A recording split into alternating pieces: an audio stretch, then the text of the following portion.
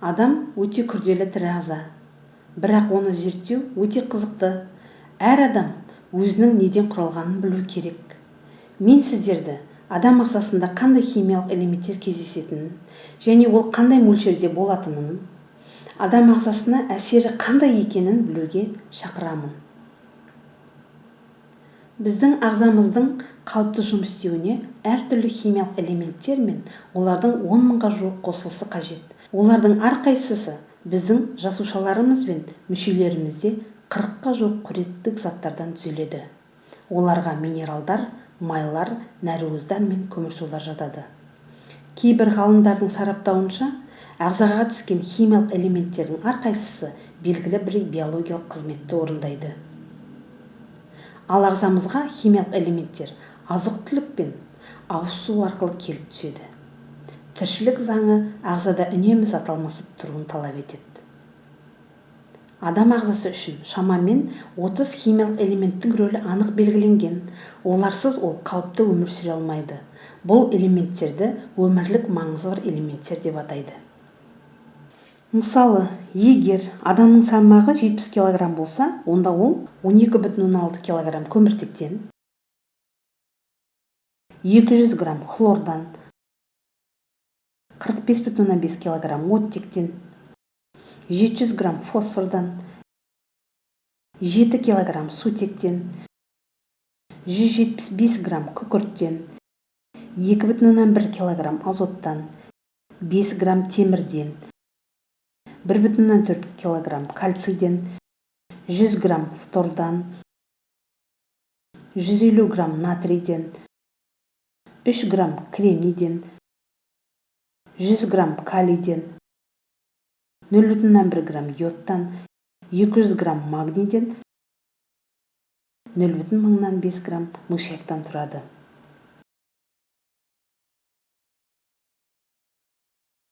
Адам ағзасы 60% судан, 34% органикалық заттардан, 6% бейорганикалық заттардан тұрады.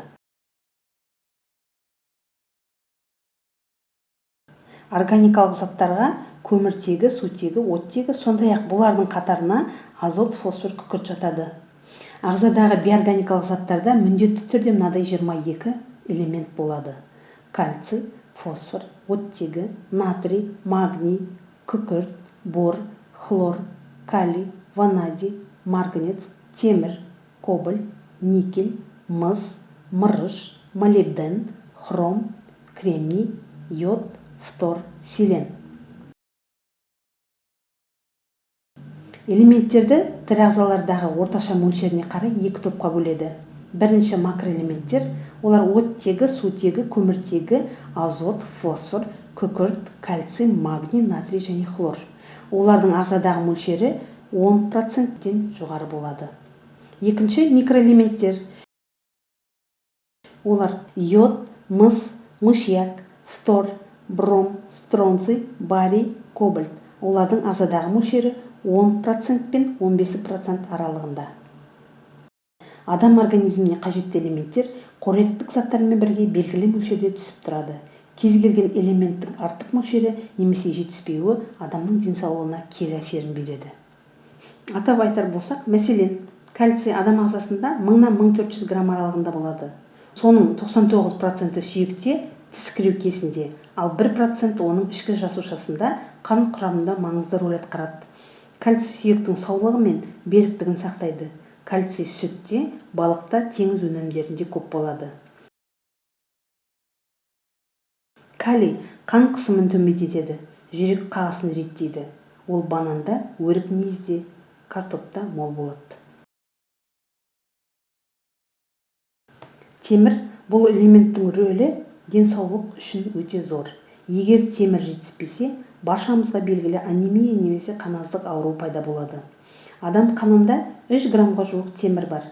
Темір жетіспеген кезде тері бозарады, тырнақ жұмсарады, әрі тез сынады. Ауыз қуысы мен асқазанның сілекейлі қабаты бүлінеді.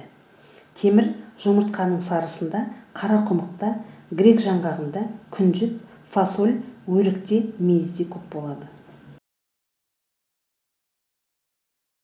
Йод қалқанша безі мен гипофиздің жұмысын жақсартады. Бұл элементтің жетіспеуі негізгі сат алмасу процесін төмендетеді.